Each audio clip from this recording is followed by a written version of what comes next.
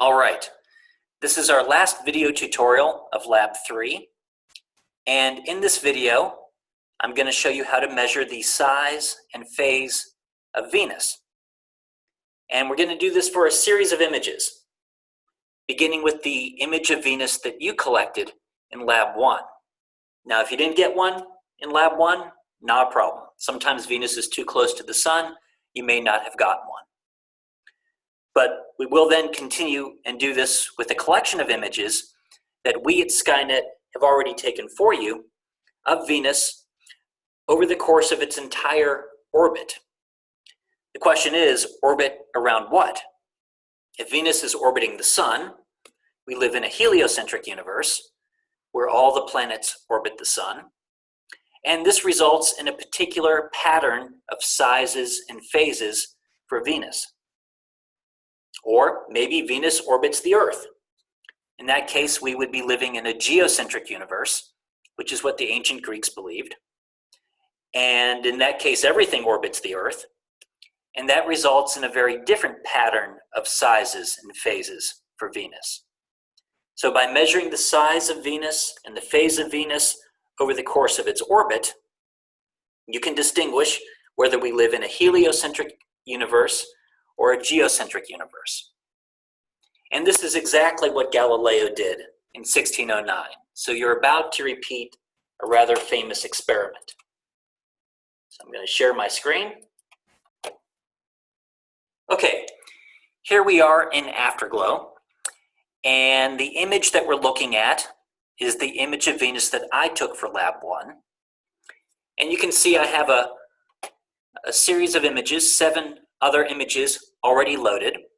And these are the archival images that Skynet has already taken for you.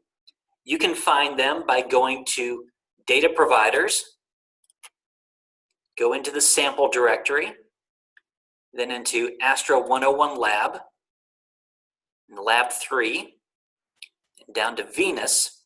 And you can see here they are. Just select them all, and I've already imported them, so I'm just going to go back to the workbench. Now, what we're looking at is primarily sky glow. Venus is very bright, and that light, as it comes down through Earth's atmosphere, gets scattered all over the place. And as we learned in Lab 1, if we want to see the planet, we have to change the brightness and contrast settings. So if we come up here to the presets, select Bright Target, and we get rid of that sky glow, and we're looking at the planet. So you can see that when I took this particular image, Venus was a crescent in shape. So to measure its phase, we have to measure 2 things. We have to measure how big it is going across here. That's the short distance, and we call that the illuminated angular distance. And then we need to measure the size of the planet from tip to tip, here to here. And that is the angular diameter. Okay, so to do this, we go to the ruler tool. And you want to make sure that centroid clicks is off, not turned on, because we're not trying to centroid on a moon or on a planet. We're trying to measure the extent of an object, so make sure that is turned off. And then you click on one side, kind of find the edge. We'll do the short distance first, the illuminated angular distance, and then go to the other side. And it's a bit of a judgment call where the edge is. The atmosphere blurs this out a little bit. And so you're going to have to pick a particular shade of gray that you consider to be the edge. And this is a little bit arbitrary, so it's something you can talk about in your sources of error. Okay, I've done this, and I measure 9.7 arc seconds. We can round it off to the first decimal point. And you can enter this into your lab. I'm also going to put it in a spreadsheet that will make it easy to copy and paste into the plotting tool in just a moment. So 9.7 arc seconds is the illuminated angular diameter in my particular image. You'll measure something different in yours. And then that's the illuminated angular distance. The angular diameter is going from point to point, tip to tip. And here I measure 31.4. So I'll enter that there. And the phase is just the small one divided by the big one. 9.7 divided by 31.4. And so in this particular image, I measure a phase of 31%. Okay. You'll need to do all of these. I'm going to do one more, and you can do all of them yourself. So let's look at this last one here, Venus 7. Again, we're looking primarily at sky glow. So I'm going to go back to the display settings and set it to bright target.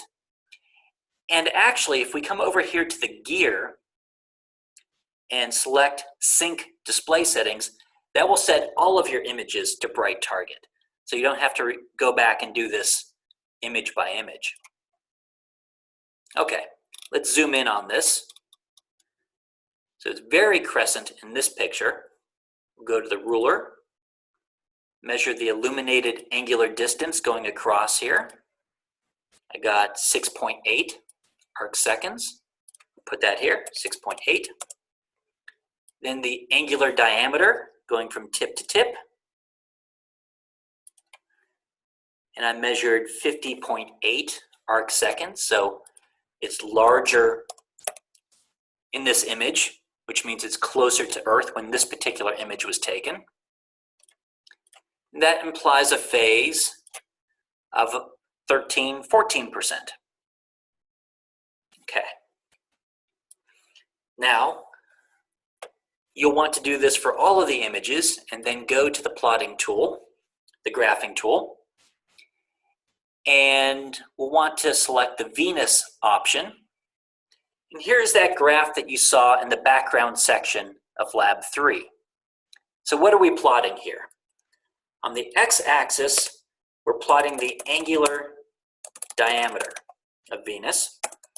And this is measured in arc seconds. Want to be sure to have the unit in there. And on the y-axis, we're plotting the phase. And this is dimensionless. There's no dimension to the phase. It's a fraction. Okay, so a good title for this might be phase versus angular diameter, or we can make it a little bit simpler, perhaps phase versus size. Either is okay. Of Venus.